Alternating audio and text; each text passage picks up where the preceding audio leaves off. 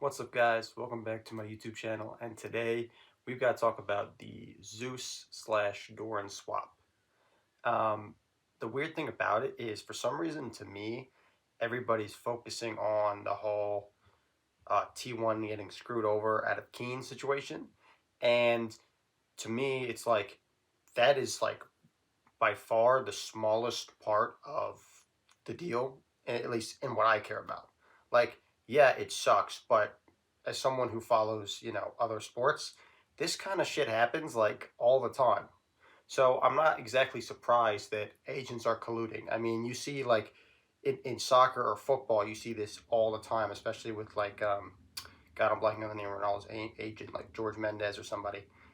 He does this shit all the time. So it's not like this stuff is new. I don't know, And while it does matter and it does suck if you're a T1 fan because you would have rather had Keen, it's like, to me, what the focus should be is one, what I want to talk about first, that it's pretty obvious Zeus, whatever you want to call him, he didn't want to play on T1 anymore.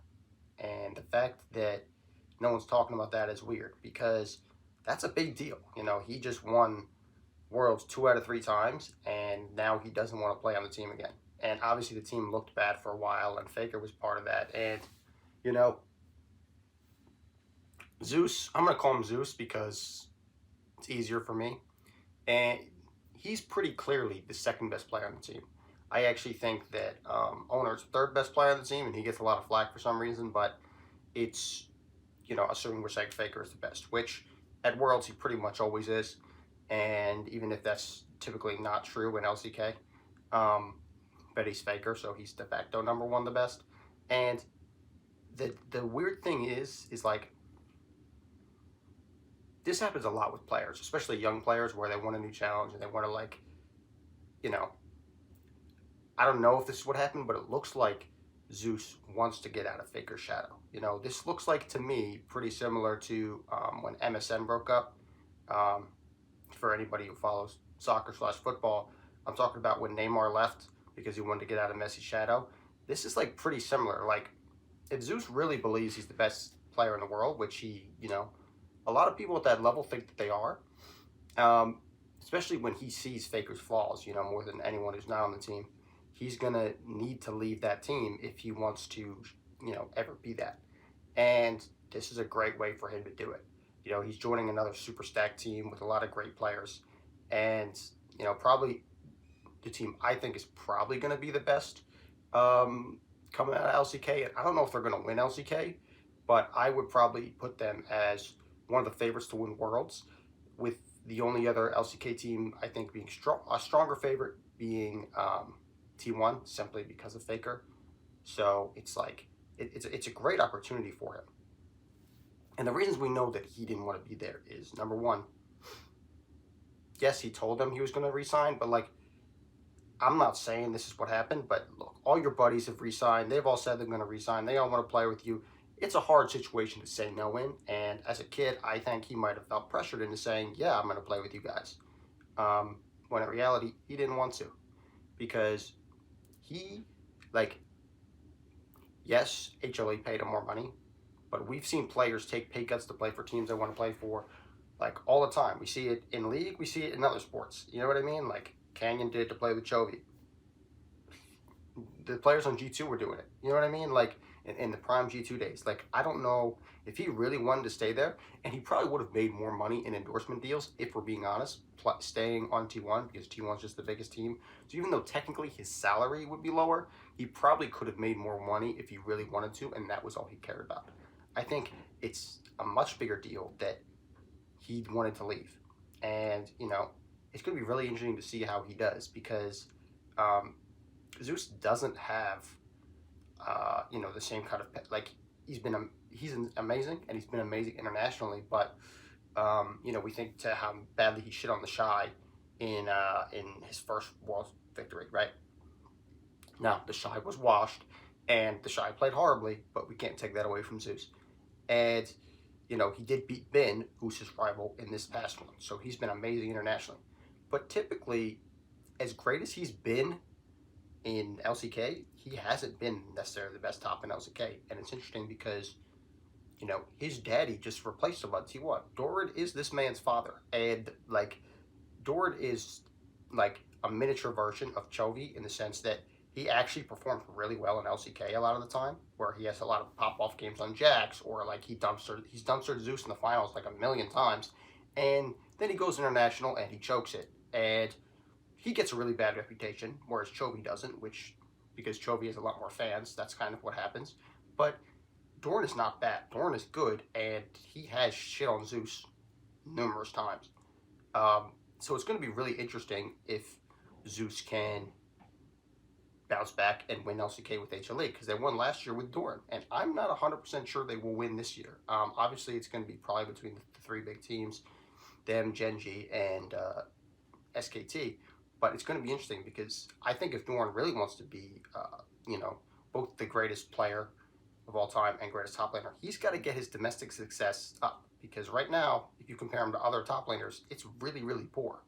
And, you know, he's young, so I think that he will. But that's something he's going to want to focus on doing this year. And I think there's going to be a lot of fire in this HLE team to win. So I think they definitely have a good chance. But one of the things he's going to have to do is he's going to have to conquer those demons and beat Doran. And it's going to be really fun to watch. It's going to be really interesting to watch. And I think that's one of the fun parts of it. I think it's going to be interesting because Faker is now in a position to maybe win LCK again, which he hasn't done in years, obviously. Doran is great at winning LCK. We know this. And, you know, these other guys, Faker has historically been better at winning Worlds almost than he is at winning LCK. But it's going to be really interesting. But it's going to be interesting because, you know, when Neymar left, he didn't find success. So it's going to be really interesting if Zeus is somewhat of a product of Faker and that great team environment. We all saw what happened when Faker went out and Poby stepped in, and they could barely, you know, they were horrible. They could barely win games. And I don't think Poby was good, but look, you guys were supposed to be the best team, or at least the second best team, and you're losing to like everybody. So that part is really, really weird. So we're going to have to see. I think they're going to be good. And I think they're going to be a real threat internationally. But I think what Zeus really should be focusing on right now is not, obviously he's going to want to win Worlds again if he ever wants to, you know, be even close to Faker. He has to do it without Faker. But he also needs to start winning LCK. And that's going to be really interesting to see. But yeah, it's crazy that even after all this, he wanted to leave. And it really makes me, actually, in some ways, improves my opinion of Zeus, because it shows how much belief he has in himself. He thinks he's on a team with Faker, Owner, Guma, and Carrier, and he thinks, no, I'm the reason we're winning, and I'm going to show that by going to a new team. The other weird thing about all this is the Doran issue. Now, for some reason, I mentioned it a little bit, like, everyone is going off on Doran. Like, Doran is like, I don't even know what comparison you could make, because no player has been as good as Doran and been as this hated. Like, Doran has been so good, especially at LCK, right? He's had so many great performances, especially in the finals against Zeus, who's supposed to be, well, I'm going to say supposed to be like the god of top lane, because we got to see this year. I think this is going to be a big year for him.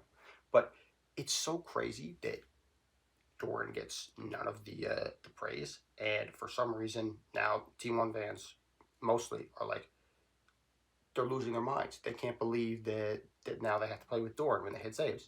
And look, it could be a lot worse. The reason that T1 did this, they realized that Zeus didn't want to sign with him, and they went and got Doran, is because Doran is easily top 3 top laners, right?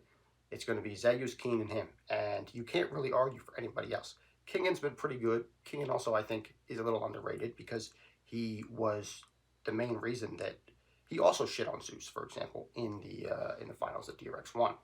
And it's going to be really interesting seeing that team, because I think Doran is really good, and I think Doran is going to, you know, get them to a point where T1 should be competing for the title again. They should be, especially because Genji looked weaker, and HLE, Zeus has, like we said, Zeus has never really been able to beat Doran internationally the way that he dominates at Worlds. So this is a good opportunity.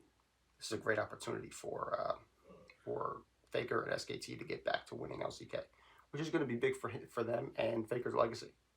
So I think, honestly, even though people are losing their minds, I think this is a great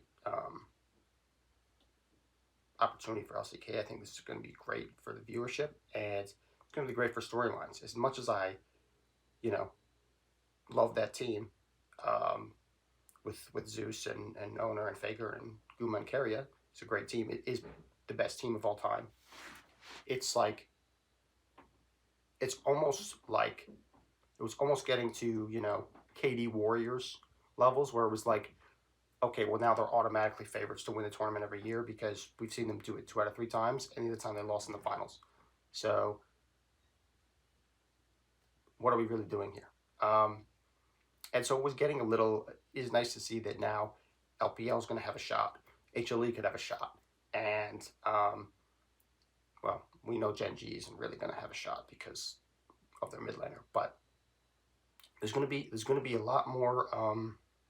It's going to be a lot more up in the air, I think, as opposed to, Faker and T1 probably going to be in the finals again. So I think it's really interesting, and I think it's actually a great change.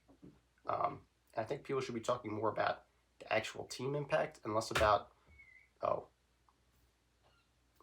league, esports, agents. There's a lot of business side to this because that's just life, I think that